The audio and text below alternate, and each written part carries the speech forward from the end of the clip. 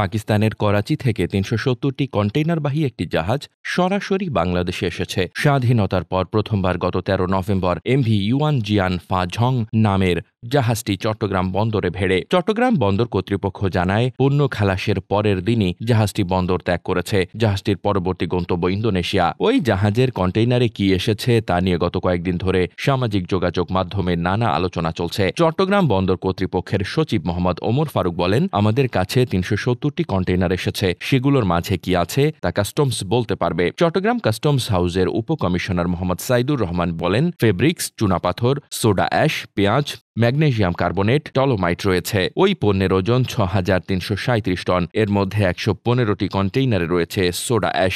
Dolomite রয়েছে ৪৬টি কন্টেইনারে। Customs কর্মকর্তারা জানান, কন্টেইনারগুলোর মধ্যে বেশিরভাগই টেক্সটাইল শিল্পের কাঁচামাল। এর মধ্যে আরও আছে কাঁচা শিল্পের কাঁচামাল, গাড়ির যন্ত্রাংশ, রং, কাঁচামাল, কাপড়। ৪২টি কন্টেইনারে রয়েছে পেঁয়াজ, ১৪টি কন্টেইনারে রয়েছে। এসব পণ্য আমদানি করেছে বাংলাদেশের আজি গ্লাস কারখানা, Pacific jeans, square pharmaceutical, Nasir glass, X ceramics, Hafiz corporation, MR tradings ইত্যাদি প্রতিষ্ঠান। পাকিস্তান থেকে জাহাজ লোড হয়েছে ২৯৭টি কন্টেইনার। বাকিগুলো লোড হয়েছে দুবাই থেকে। সংযুক্ত আরব আমিরাত থেকে এসেছে খেজুর, marble clock, copper wire, gypsum, লোহার টুকরো। একটি কন্টেইনারে অ্যালকোহল জাতীয় পণ্যও রয়েছে। বাংলাদেশ মার্চেন্ট মেরিন অফিসার্স অ্যাসোসিয়েশনের সভাপতি ক্যাপ্টেন আনাম চৌধুরী বলেন, পাকিস্তান থেকে খোলাভাবে পণ্য আগেও আসতো, এখনো আসে। সেগুলো তৃতীয় দেশের বন্দরে নামানোর পর জাহাজ বদল করে বাংলাদেশে আসে। কিন্তু পাকিস্তান থেকে সরাসরি কন্টেইনারে করে এই প্রথম এসেছে। এগুলো সিল্ড উইথ কার্গো, মানে এগুলো মালপত্র বোঝাই।